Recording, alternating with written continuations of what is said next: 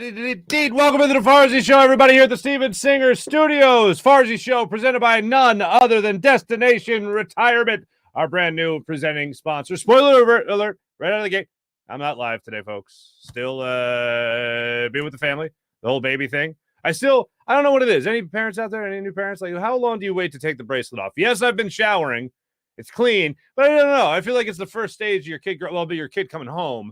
It's probably step one. Well, I think we all know what step one is. Anyway, you do that, and then you come home and you got the bracelet, and it's like, if it's like, put it in a shadow box for the kid eventually. But right now, I don't know, what is it, a week? It's almost a week. It's a week. Actually, Wednesday, time we air this, Wednesday morning.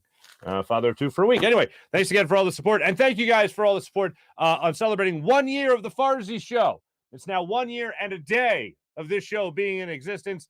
So thanks for being along for the ride. So much to get to. And the first show of the brand new year, ladies and gentlemen. First start of the brand new year of the Farzy Show, year number 2. And here's what we got for you. Flyers win a game. Again, we call that a winning streak.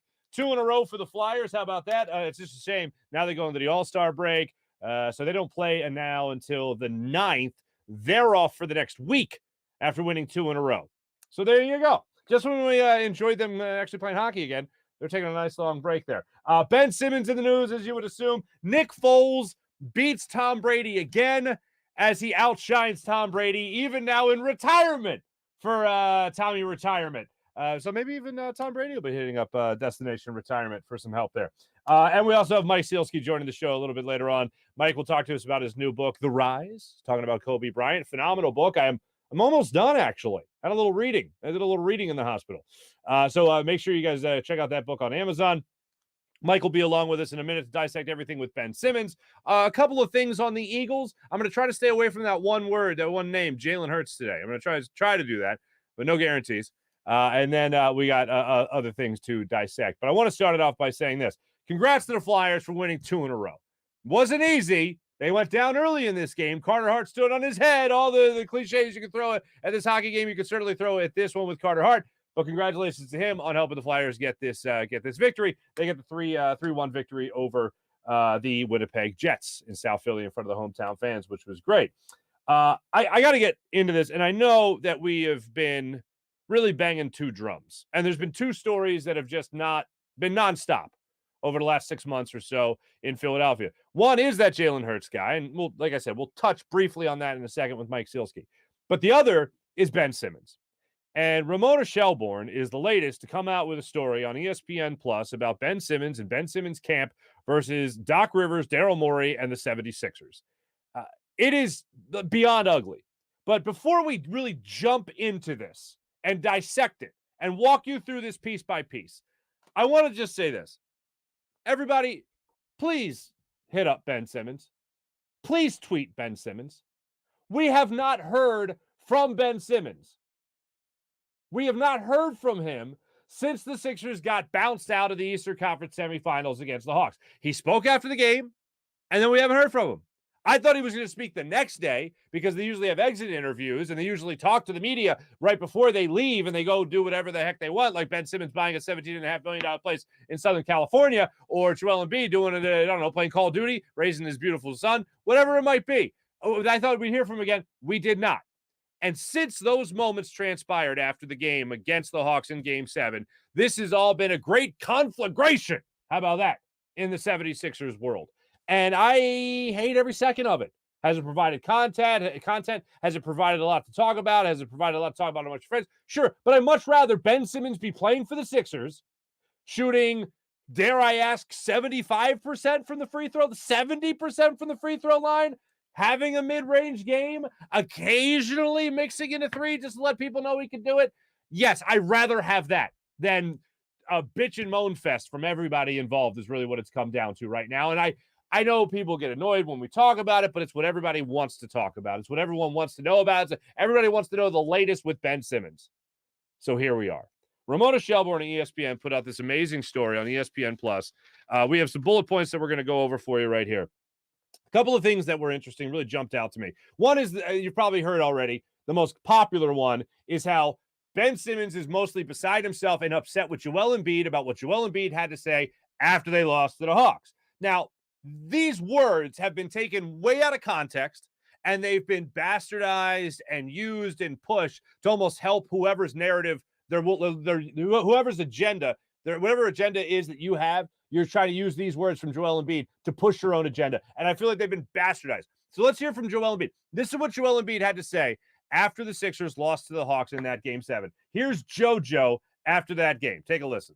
Man, I'll be honest. I thought the turning point was, when we, I don't know how to say it, but I thought the turning point was just, we had an open shot, and we made one free throw, and we missed the other, and then they came down and scored, and we didn't get a good possession on the other end, and Trey came back and he made a three, and then from there down 4, and then I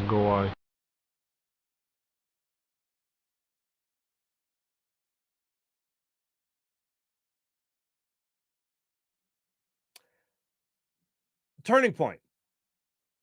It was the turning point. There's really nothing else you can look at in that game as the definitive turning point. Joel Embiid having some turnovers in that game. That wasn't good, but he was asked about the turning point in the game.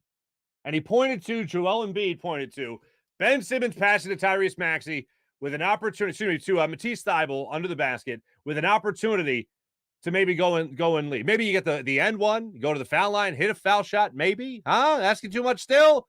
And you're actually leading that game in the waning seconds. 3:30 left in the fourth quarter, if I'm not mistaken. I remember being at that game in the crowd, and it was everybody could not believe what they just saw. Everyone expected when they saw Ben Simmons get that ball on the block, they fully expected to jump to their feet in great jubilation that they were going to witness a monster dunk by Ben Simmons. And instead, what did we say? What was that? Throw it down. He was afraid, Danilo Gallinari, defensive stalwart. Danilo Gallinari was going to block his shot from behind. Yeah, okay. All right.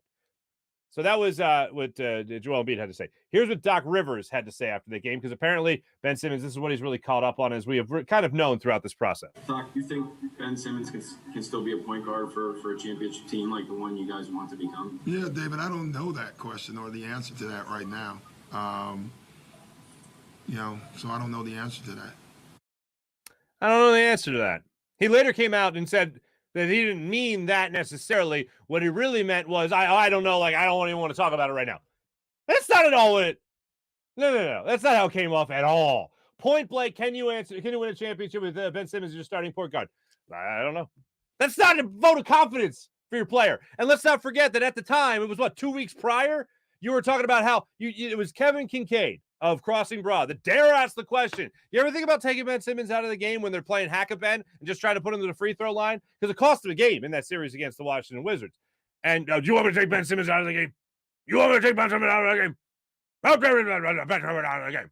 And next thing you know, in the very next series, Ben Simmons' ass is on the bench. So apparently, and this is what everybody knows from the Ramona Shelbourne story, a lot of people have highlighted it already, but apparently Ben Simmons has really taken issue, and that's the number one reason he doesn't want to play, is because of what mainly Joel Embiid had to say after that game, how he blamed Ben Simmons. Ben Simmons feels Joel Embiid blamed him for losing. I don't think he blamed you. I think he said it was the turning point in one single solitary game, which it was. Statement of fact. Turning point of the game. No doubt.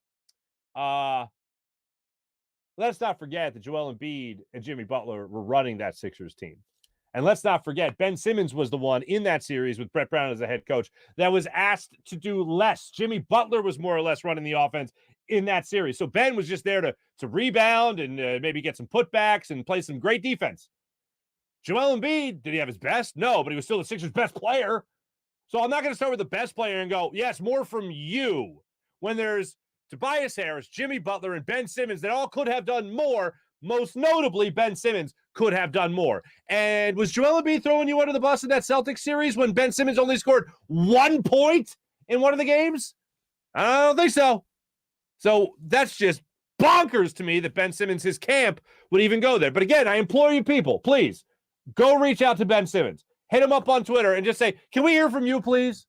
Because we have not heard from you since that game against the Hawks. We have radio silence. Everything else is leaks. Everything else is per reports, per sources. I would love to hear Ben Simmons on this situation. But apparently, Ben doesn't want to talk. Ben doesn't even want to play. So, of course, he's not going to talk. But maybe he'll reach out and give us another nugget as a little window into what's going on in his life. Because Ramona Shelbourne, a couple other things you might not have heard of so far. You definitely heard about the rivalry thing. You definitely heard about him and Joel Embiid. And one more thing on that. I think about guys in basketball that have had success together that didn't like each other.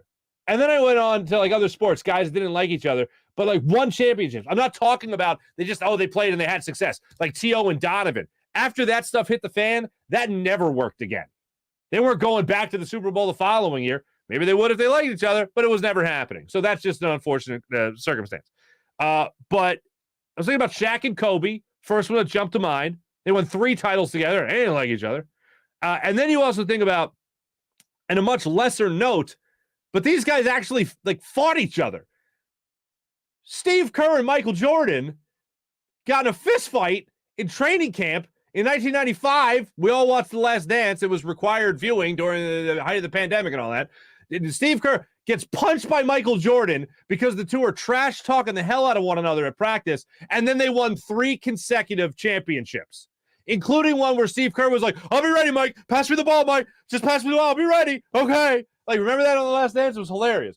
Like, somehow magically, Shaq and Kobe worked it out, won 3 championships. Somehow magically, Steve Kerr took a punch to the face from Michael Jordan, and those three guys won 3 championships. Think about other sports, like go back in the day. Think about guys, not even that back, but Derek Jeter and A-Rod. They didn't like each other. They won a championship against the Phillies, those bastards in 09.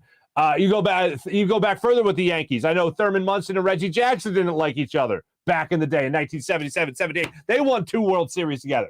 You don't have to like one another, but you damn sure well as respect each other. And if one criticizes the other, guess what? Shut up and go win anyway. Work it out. Not the first people to be through something like this. And by the way, not even as serious. Like Joel Embiid didn't punch Ben Simmons in the face. He said, no, at one point might have been, that was the turning point. I felt like that was the turning point. I felt like that was the turning point. Like that's it.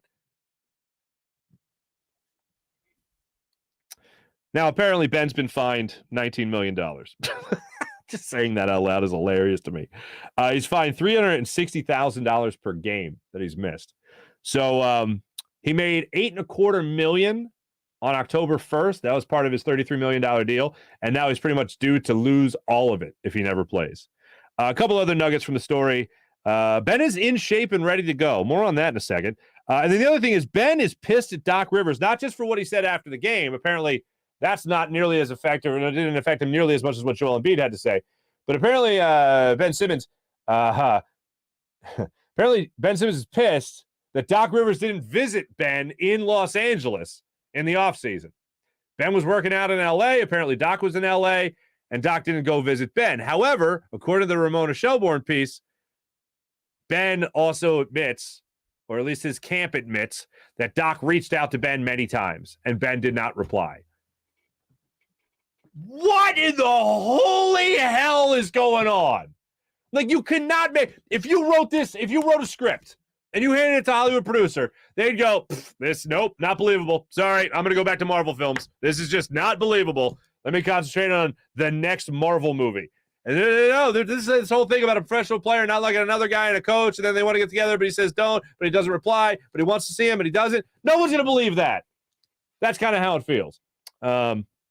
Now, the other thing here that it was definitely interesting was the whole in shape thing. Ben is local right now. I thought he was in Southern Los Angeles, Southern California, living his life, having a great time, getting engaged, allegedly. Congrats if that's the case, man. But the other thing is he's in shape. He's playing ball. He would have to elevate dramatically his play if he is going to play this season, like his workouts and all that stuff. But he's using the team facilities occasionally. He hasn't kept the team updated on his mental health status and whatever's going on there. But the fact that he's staying in shape, the fact that he is working out, the fact that he is shooting and he's trying to be as ready as possible so that if he is to get traded by the February 10th trade deadline, he could jump in and play as soon as possible. So whether that means still another 3 weeks after he's traded, or if that means he knows he's going to get traded, so he's going to be in that best possible shape to go out there and then maybe take a week to get into game shape, I don't know. But it definitely raised my eyebrows when I saw that he's ready to go, essentially. So it got me thinking, in those dark places I go in my brain. Let's just say that the Sixers continue to play well throughout the rest of the season. You know where I'm going with this yet? Let's say that the Sixers are going to make the playoffs, and they're going to make the playoffs. But let's say that they actually have a shot at winning. And then all of a sudden, Ben wants to play again. I don't think it's going to happen, and I don't want to waste too much time on a hypothetical. Just imagine that world. It's a possibility where all of a sudden, Sixers are playing really well. Ben thinks he could be on a winning team. Ben thinks he could be part of a deep playoff run. Daryl Morey has already come out and said this team has a huge Ben Simmons size hole in it. What if Ben decided to come back? What if he said, all right, you know what, bygones be bygones. This helps me in the long run. I can get into the playoffs. I can play better in the playoffs. I can help this team make a push in the playoffs. Maybe that'll make me a little bit more attractive to another team in the offseason. And then I know that my last experience is trying to help this team win in the playoffs again. I still think highly unlikely, but it's still very much possible. And I've been saying through this entire process, if I would welcome Ben Simmons back. I would. You call me crazy. I would welcome Ben Simmons back because I still don't believe they're going to get nearly as much as they want to get back in return for him. And if he does come back and play well, how much more can they get? And people say, oh, you got to trade him. You got to trade Ben Simmons. Otherwise, you're wasting the year of Joel Embiid. You're wasting a chance. I'd rather waste, quote unquote, the rest of this season than waste the next 3 to 4 years of Joel Embiid. Because if you really botch this trade, when it's possible you could go out there and get something else that is a lot better than what you could get right now in a return for Ben Simmons, then I'd gladly sacrifice the next 40 games, whatever it might be, 30 to 40 games. And I'd rather sacrifice those games than 3 more years where I could have a better player playing next to Joel Embiid based on what I got back for Ben Simmons. Whether that's draft picks where you go out and you draft somebody that can play next to Joel Embiid for the foreseeable future, or that's somebody that you're using those picks to flip to then bring back to the 76ers. So you talk about wasting time. 30 games? I'll waste those gladly if I know I'm going to get a much better player back in the offseason to play next to Joel Embiid for the next 3 to 4 years. That's what I'm excited to see. By the way, speaking of excited to see players playing next to Joel Embiid, shout out to Tyrese Maxey, now going to be part of All-Star Weekend as part of the skills competition. Love Tyrese Maxey. Something else with Doc Rivers. He spoke to our friend Tom Moore of Calkins Media, and Doc says he's not for everybody, which I think Philadelphia agrees. But Doc Rivers says that he's always open and honest with his players. He said that he's got to always be honest as a head coach, and he's honest with Ben Simmons. And he said somebody actually went so far as to sending Doc a highlight reel of a whole slew of times he was speaking very positively about Ben Simmons. A whole slew of times he was just speaking positively. And Doc apparently was just, I don't know if he took this and he was laughing or whatever, but it's like people say, oh, he was ripping Ben Simmons. He was ripping Ben Simmons. Well, you did rip Ben Simmons. And yes, you have spoken very highly of Ben Simmons, like mocking the reporter, suggesting, or not even suggesting, but asking the question about taking Ben Simmons out of the game at the end of a game because he's getting fouled and the other teams are getting the advantage. And Ben Simmons in that moment is a disadvantage on the court. And I told you already, you take him out of the game. What are you, crazy? You know, that whole thing. And then he ended up taking him out of the game. How is the player supposed to trust you as a head coach? And yes, all this falls on Ben, and I can't say that enough. We talk about what it all could mean to Ben. Oh, Ben's so offended. Oh, Ben's so upset. All this turns around and is on Ben Simmons, regardless of what people said. Did they say the truth? Yes, they said the truth. So you man up, you get back onto the court, and you go ahead and you prove those people wrong. Am I going to be the turning point this time, Joe? As I'm hitting my free throws, as I'm driving the lane, as I'm attacking the rim, as I'm hitting a mid-range game, as I'm facilitating as well as I ever have, if I'm rebounding as well as I ever have, if I'm a runner-up for Defensive Player of the Year like I was last year, like if he does all that, which is a little bit of improvement, I've been saying it for years. You're talking about a perennial MVP candidate. And that's why You look at these two guys, Joel Embiid and Ben Simmons, and you look at Joel Embiid and you go, yes, that's what you want. You want a guy who came into this league pretty damn good, pretty close to already being an all-star, worked a little hard on his game and became a perennial all-star. Then he said, you know what? I can be better than this. And now he's determined to go from perennial all-star to perennial MVP candidate. And he's added to his game by improving on his foul shooting, by improving his mid-range game, by improving his three-point percentage, by maturing as a human being to be a great leader for this team, where you see him really egging on guys like Matisse Thybulle and Tyrese Maxey and telling a guy like Tobias Harris to stick with it. Like, this is everything you have wanted in an athlete right now in Joel Embiid. And then you shift the focus to Ben Simmons. Came into the league pretty close to being an all-star, became a perennial all-star, came into the league a pretty good defender, is a pretty good defender, second best in the NBA according to last year's voting. What else has he gotten better at? He was a pretty great facilitator when he came here too. What is he? Instead of looking at Joel Embiid going, let me keep on going like that guy and see how great I can really be. Instead of going and maximizing my potential, let me use 60%. I'm good at 60% of my potential. That's where I'm good right there. Don't need any more. I'm good. Like, what the? It doesn't make any sense to me. And that will never make any sense to any Philadelphia sports fan as long as they shall live. That is we demand that our athletes maximize their potential. And we saw that in Joel Embiid. We were hard on Joel Embiid. Hey, the cheeseburgers. Hey, getting in shape and being healthy. Shooting threes. Oh, now he's good at three. Okay, fine. Like, all that stuff. We watched Joel Embiid. We knew the full potential. Reached the potential. Joel Embiid has reached the potential. And now I hope he gets some hardware to actually prove it. And Ben Simmons no, I'm good. Right here, this level, where I don't have to really do anything else other than the things I'm really comfortable in. Like, breaking through your comfort zone in life is the greatest thing any human could ever do. Oh, well, this is where I'm comfortable, so I don't need to be pushed any. I'm good right here. And then you break through that and you realize how great you really could be. It's right there at the ready for Ben Simmons. And he's good. He's fine. This right here is the amount of, what's the old Family Guy joke about the Amish? It's like all the electricity that we acquired, all the technology we acquired that capped off in all the technology we acquired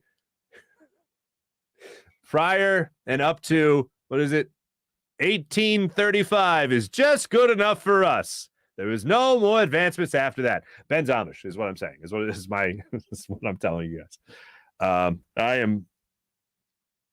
It really, like, you can't write this stuff. The Sixers fans to go through what they went through, the franchise to go through what they went through, and this is how it's ending with one of the guys they thought were going to be a cornerstone of this whole process in Ben Simmons. Oh, by the way, the guy who drafted Ben Simmons, he had a whole Burnergate thing with his wife, Babs Botini, who was tweeting out stuff about medical information about players. Be like, nope, not believable. Get the hell out of here. Get the hell out of here. What are you, crazy? Usually we do a... What do we do? A little the Sky Motor Cars. We do our little morning rush segment. It's a really it's a one-time thing. Now, we already reacted to Tom Brady retiring because it was unofficially official, and now it's officially official. So there you go. He's retiring. 22 seasons, 7 championships, 5 MVP, Super Bowl MVPs, 3 league MVPs. Pretty good. I consider Tom Brady the greatest athlete in American sport history, 4 major sports particularly. I consider him the greatest. More than Jordan, more than Gretzky, the guys of my lifetime, because those guys kind of had at most two different cores that they won championships with.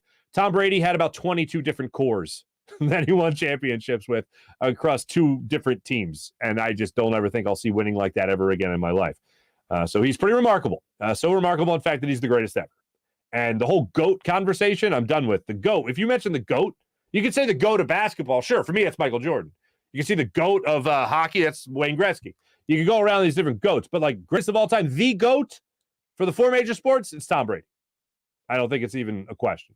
It's a slam dunk for him. But how about the guy that tried to steal a little of that swagger from Tom Brady? And if you haven't seen this yet, folks, it's amazing. I was flipping around the old Twitter last night, and sure enough, I came across Nick Foles' tweet to congratulate Tom Brady. If you haven't seen it, here it is. Tom Brady getting dunked on by Nick Foles one last time. For the people on the podcast, what I'm showing on the screen right now is Nick Foles' tweet saying, "Much respect, Tom. Unbelievable career. Best of luck with your next chapter." As Foles is shaking Tom Brady's hand in the picture posted along with the tweet from Nick Foles. That is some BDN energy, friends. Nick Foles shaking the hands of Tom Brady right there. This has to be media night. I was there that night. I was there in a dog mask looking like it. No, hold the phone. I'm now just realizing that was the setup, I think, at one of their NFL experience displays. I remember that setup. So that's either media night or that is actually at one of the setups at the NFL experience thing that they have going on in the Super Bowl towns and all that stuff. I was there. I was right there. I was standing there. But Nick Foles shaking the hand of Tom Brady. This is the ultimate troll job. This is not a mistake. I think Nick had good intentions. See, we did shake hands, but this is before the game. It's not after the game, where Tom Brady should have not only shaken your hand, but kissed your ring, and then all our asses. How about that? Anyway, Mike Sielski will be on in a second to explain to us why Tom Brady is the perfect villain to the good people of Philadelphia. So there you go, right there. Credit to Nick Foles for that post. He won Twitter yesterday. And you know what? If you want to win in life, you need a great retirement plan, folks. Not a good one, a great one. One that is specifically geared for Eagles fans only. You heard me right. That's why we're proud to have as our brand new presenting sponsor of the Farzy Show, the amazing people of Destination Retirement, specifically Michael Seibert, RICP, is a financial advisor for Eagle fans only. You heard that right, Eagle fans only. His firm, Destination Retirement LLC, is a full-service planning firm and an affiliate of 1847 Financial. Let him create a written financial plan for your accumulation years as well as your distribution years. With pensions few and far between, they are, you're on your own right now when you retire with only a 401k or an IRA. So let Mike help you turn your assets into an efficient income stream that you can't outlive. That's the key. Money never runs out. Mike Seibert, he's here to put a plan in place to help you retire, or if you're already in retirement, a plan that helps you alleviate people's biggest fear of running out of money. Come on, Eagles fans, with stock market volatility as well as taxes probably going up, you need someone as your financial head coach with the experience to tackle these obstacles.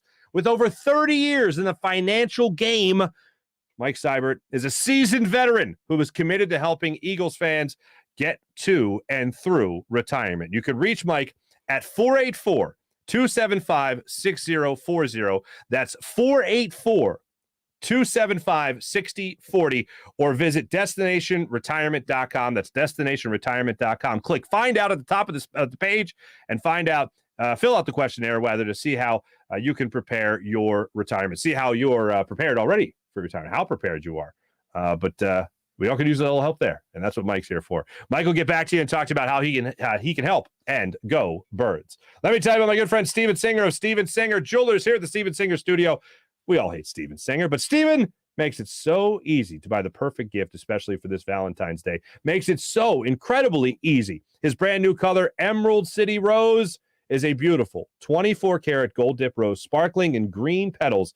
The magical Emerald City Rose will take her breath away this Valentine's Day as she opens the beautiful gift box to reveal a real rose encased in brilliant 24-karat gold set against stunning deep green petals.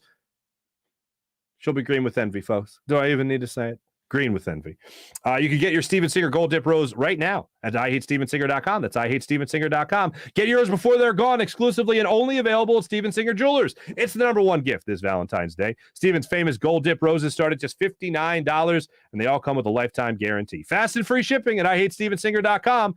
Fast and free shipping at IHateStevenSinger.com, where you can always get one place, one price, the perfect price every day at Steven Singer Jewelers. These roses, just $59, the perfect Valentine's Day gift. Without further ado, let's jump on the Rothman Orthopaedics guest line, talk to our good friend, Mr. Mike Sielski.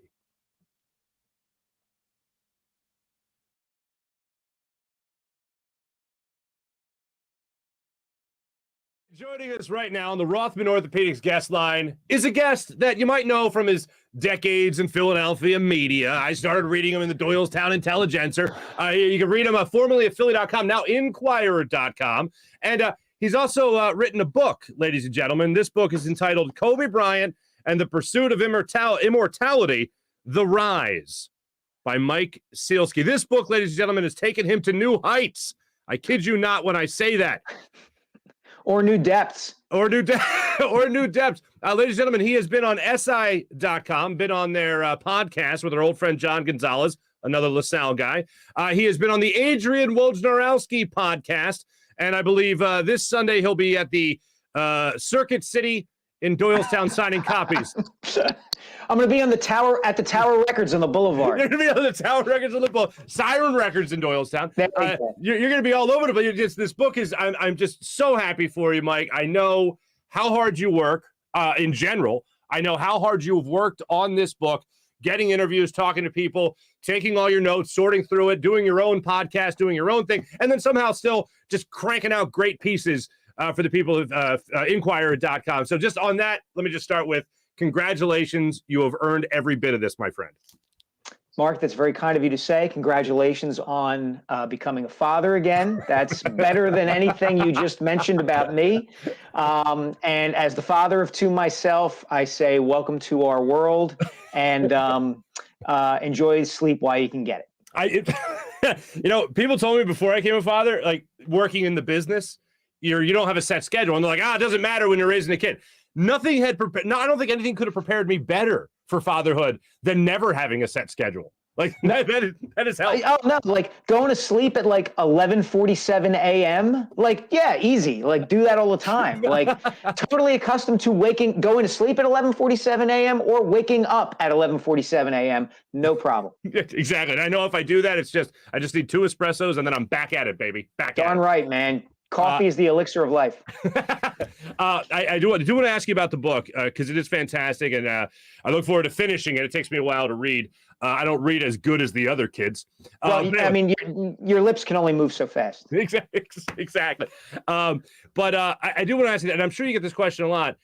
Of all the research you did, like, is there a little morsel? Is there something that you hang on to that you just still think back on it, go, wow, like that in particular about Kobe Bryant, something that's not out there in the mainstream yet, still wows you even well after the book has been published and released? Yeah, and it might be the least complimentary thing about Kobe in the whole book that I uncovered. I guess it's been out 3 weeks now. I can say this out loud. I talked to Kobe's high school guidance counselor at Lower Merion, and he told me a story, which I was able to verify, that Lower Merion changed its school district's sexual harassment policy in 1996, just before Kobe began his senior year. And so the guidance counselors in the high school were charged with holding seminars to teach students and staff members about the new sexual harassment guidelines. And Kobe tried to walk out of his seminar. Wow. Yes. He got up and said, Mr. Hartwell, the guidance counselor was Frank Hartwell. Mr. Hartwell, I don't need this. And he tried to walk out. And Mr. Hartwell told him to sit back down, and Kobe did. Okay. But it was one of those things where you find that out and you just kind of go, okay, like on the one hand, you're like, wow. And on the other hand, you're like, okay, this plays into the entire theme of the book, which is I want to tell the story of Kobe's early life in the hope that if you read the book about his early life, you will understand everything that came afterward. And I think that anecdote kind of symbolizes that. Yeah, I mean, the title is perfect for that type of thing for 2 reasons. One, the pursuit, and then the rise. This isn't the plateau. This isn't where we all knew him at. This isn't where he became famous. This was on his way up, literally him rising. So people need to check out this book, of course, Kobe Bryant and the Pursuit of Immortality, The Rise. And in fairness to those who are Kobe fans, there's a lot of great stuff about Kobe too. There's the details about his first encounters in person with Michael Jordan. There's some other stuff, but that one really kind of took me aback when I found that out. Absolutely incredible. Like I said, I look forward to finishing it. But when it comes to our own basketball team here in Philadelphia, I want to touch on this with you here because it couldn't get weirder with Ben Simmons at this point. Now, new things have been pointed out about Ben Simmons, about how he is more so taking umbrage with Joel Embiid than anything that Doc Rivers said after they lost to the Hawks in Game 7 of the Eastern Conference Finals last year, or excuse me, Eastern Conference semifinals last year. Have you seen anything this weird? I mean, really, I think the only comparison is maybe the Eric Lindros and the Lindros family versus Bob Clark and the Flyers. Other than that, this seems to be on a whole new pedestal. I agree. I think this is starting to put the Lindros thing to shame. The only difference is, the Flyers and Lindros back then were much more overt in their dislike for each other. You had Bob Clark saying one thing, and you had Carl Lindros, Eric's father, saying something else, and sometimes Eric weighing in as well. This is all sort of veiled and surreptitious, and sources who are really Simmons agents and handlers and all whispers from the Sixers and all that kind of stuff. It's crazy, man. This is absolutely crazy. This story by Ramona Shelburne on ESPN.com today. And here's the thing. Like, I have two thoughts about this, Mark. Number one is that I don't see how this makes Ben Simmons look any better. Like, I don't understand I think Kyle Neubeck made this point on Philly Voice, and it's a good point, and one that I agreed with, which is that if Simmons handlers think that talking to the media this way and not having him just speak openly is the way to do this, I'm not so sure about that. I don't understand the whole, we got to go on sources and back channel this whole thing. And, and even the details that are getting revealed don't make Simmons look very good. The whole idea, well, Doc Rivers didn't come to visit me after he ripped me and blah, blah, blah. Having said all of that, it does not change the equation for the Sixers. They still have to trade him. And as well as they are playing right now, I'm inclined to argue that they should probably do it sooner rather than later, because it's becoming clearer that they run the risk of wasting an opportunity this season, right? They've won 15 out of 18. Tyrese Maxey is exceeding, I think, everybody's expectations for the player that he could be in his second season. They can't get better, really, until they move Simmons. Mm-hmm. And even if they get 75 cents on the dollar for him, boy, that would help them a lot, don't you think? Yeah, and I go to Daryl Morey's comments to Mike Missinelli a couple of weeks ago about how, Joel Embiid's playing so great, so we don't need that much to get over the hump in terms of winning the conference.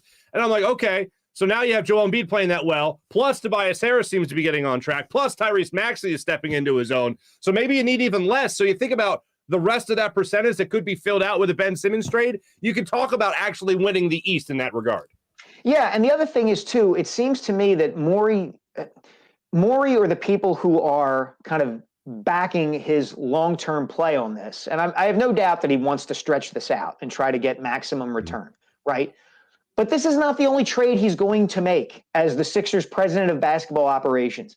If he makes a trade for Ben Simmons that helps the Sixers in the here and now, is it possible that sort of trade would cripple them for 3 years into the future? Yeah, I suppose. But A, it may not. And B, Morey is not prohibited from making another move in the offseason that maybe doesn't involve, just because he trades away Ben Simmons doesn't mean he has to stop making trades, right? Like, if he makes a trade that he doesn't think is going to help the Sixers into the future, we'll address that. But right now, you have an opportunity, and that was the whole point of the process. And the point of the process wasn't to keep kicking the can down the road. It was to get yourself in a position where you can make a move to win a championship. And they have that ability right now with Simmons. And it seems to me advantageous that they don't even have to get value for him to make a move that could help them win a championship. They could get 75 cents on the dollar, and they would be in great position to win the East. With all that being said, what's your gut telling you? Do you think they make a move with Ben Simmons before the trade deadline on February 10th, or do you think this drags into the offseason? I think it more likely drags into the offseason. Yeah, and I think they'll have a right. Sixers fans would have a right to be disappointed if that happens, because I don't think the way they're constituted now, even as well as they're playing, that they would be the favorites in the East. It would be a surprise if they were to beat Milwaukee or Brooklyn. And who knows what's going to happen with Kyrie Irving and the vaccine and the Bucks and all kinds of stuff, but even the Heat. But, I would think that a move now would help them a lot this season. I certainly agree. One of the things I wanted to talk to you about today outside of this basketball world is your story today on Inquirer.com. It's another great piece by you regarding Tom Brady, the retirement of, I think, the greatest athlete of the four major sports we've ever watched. And I know people look at that and they go, oh, athlete, is he really not? Yes, a guy who plays in sports, whatever semantics you want to use there. Like, I'm not looking at him do a high jump, you know what I'm saying? Mm-hmm. But everything else, I think he checks every single box there.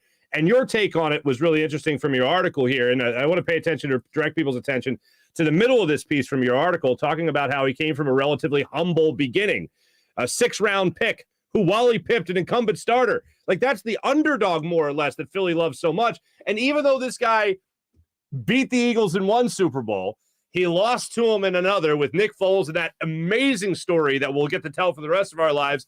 He dropped a pass. Nick Foles later caught a touchdown pass. Like, he got strip sacked by Brandon Graham, another franchise favorite, or fan base favorite, rather. Tom Brady, I think, with all that to this point, has become a guy that I think at the point you're making has become respected amongst the Philadelphia fan base. I think so. I think that's in the main. Look, you're always going to have people who hate everybody, right? Especially in Philadelphia, we love our hate, right? Yeah, sure, yeah. But the thing about Brady was that I think people respected him and feared him more than they hated him, right? That separated him from, say, the Dallas Cowboys of the 70s, 80s, and 90s, or the Pittsburgh Pirates of the 70s, who had that hot and heavy rivalry with the Phillies, or even Kobe Bryant, who a lot of people, particularly in Philadelphia, did not like because he saw himself as kind of above and beyond Philadelphia, right? Didn't connect with the city. He was from Lower Merion and all that stuff. Right. Brady had these elements that people around here love. He was an underdog story at first, and then kind of earned the right to be entitled because he came from being a 6th-round pick who was a backup quarterback to being the greatest quarterback, certainly, and probably the greatest NFL player of all time. And I think that, take that Super Bowl example, like you said, the fact that the Eagles beat the Patriots in the Super Bowl, nothing could make that better for Eagles fans, but it wouldn't have been quite the same if they'd beaten the Jacksonville Jaguars. Like, the fact that they beat the Patriots, Brady, Bill Belichick, and the Patriots made it that much sweeter. And yet, think about it. Like, that's the greatest moment probably in Philadelphia sports history. And Tom Brady experienced it 7 times more than Philadelphia has. Like that. And when you think about it that way, you just kind of got to go, dude, you're the best. Like, what can we say? So I have this problem with the phrase GOAT. Because, like, there can't be multiple greatest of all time. Like, literally, greatest. Like, there's everyone else is below. Is Tom Brady the greatest? When you look at the 4 major sports, is he the best you've ever seen? I think he's pretty close. Not just because of the championships, that he's won more at the premier position in the premier sport than anybody else, but because of the records he's put up, right? Like, he was the first one to throw 50 touchdown passes in a season.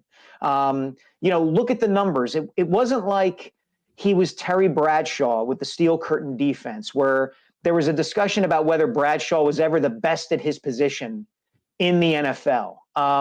He did it better, longer than just about anybody else. And there's a phrase that the old NFL coach, Eric Mangini, who coached, on Bill Belichick's staff in New England, uses about Brady, which is that he was a force multiplier.